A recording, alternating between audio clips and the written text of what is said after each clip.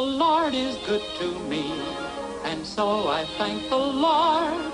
American pioneer John Chapman, better known as Johnny Appleseed, planted faith in apple seeds across the country. This has been my dream, is to be able to plant trees like this. Ray Allen wants to be a pioneer as well in the field of bioenergy. His dream is to plant the Megaflora tree not just in the U.S., but worldwide.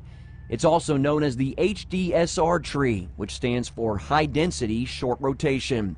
High density because of a high yield of lumber and biomass per acre for fuel and other energy uses.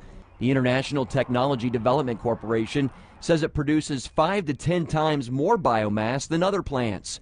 And short rotation because developers say it grows very quickly, reaching full size around 60 feet tall in just 3 years. It is God's tree, and I'm the storekeeper.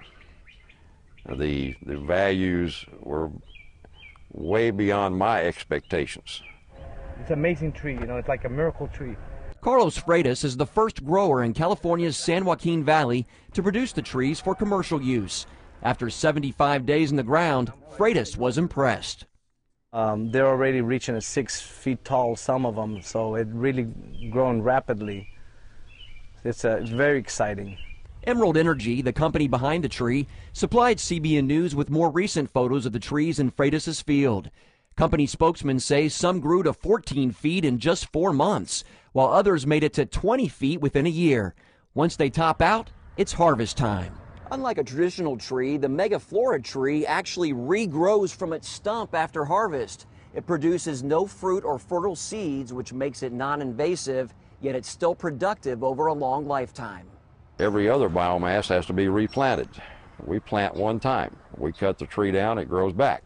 While new trees grow, the harvested megafloras can be used to make cellulosic biofuel.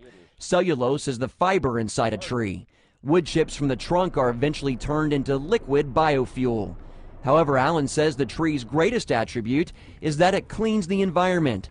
First, he says the roots actually improve the quality of the soil and water under the ground. Having a hollow stem in the tree itself that carries water to the leaf, any pollutant that's in water is carried to the center of the tree and is captured either by the leaf or the wood product itself.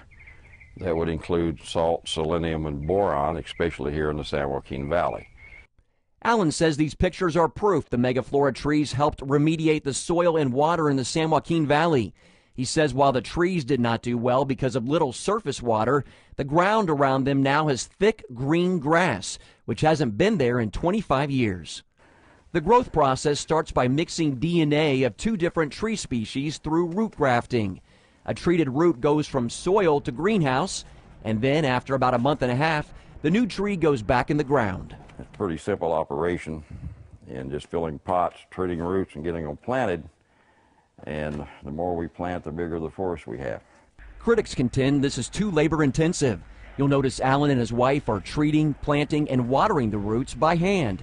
Allen, however, sees it as a way to grow the economy, and he welcomes more employees and farmers to help process the roots and grow the trees. I would rather create the jobs and share the income streams and put everybody back to work.